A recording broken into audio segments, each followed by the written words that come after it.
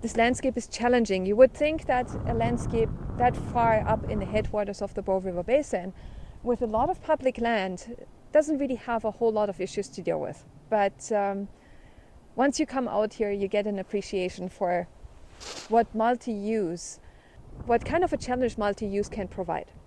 So that's recreational use, that is industrial use, we do have agricultural use out here, and a lot of it just kind of happened.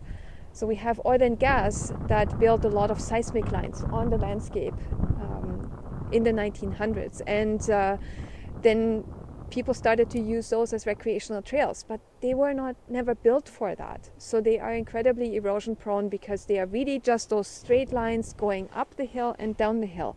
So they create a channel for water to collect and develop an incredible amount of horsepower and thus erosive power for the soil to carry down into the streams.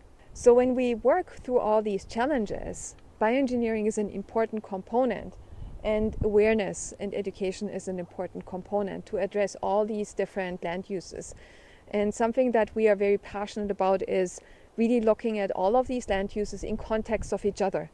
It's not about finger pointing and saying, this land use is bad or that land use is bad. No, we're all here trying to work together to find solutions to it, to keep the watershed in good shape while we maintain all these land uses on the landscape. And this challenging multi-use public land base that we have among these water towers of the eastern slopes.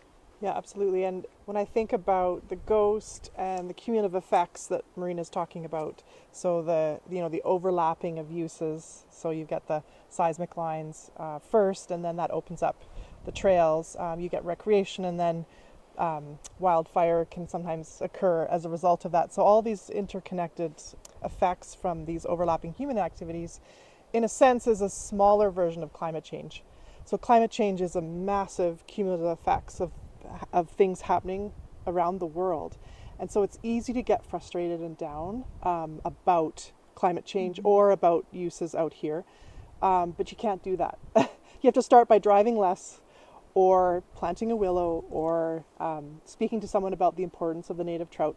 There's a lot of different positive things. And as Marina talks about, we try to stay solution focused, even though we're highly sensitive to the problems.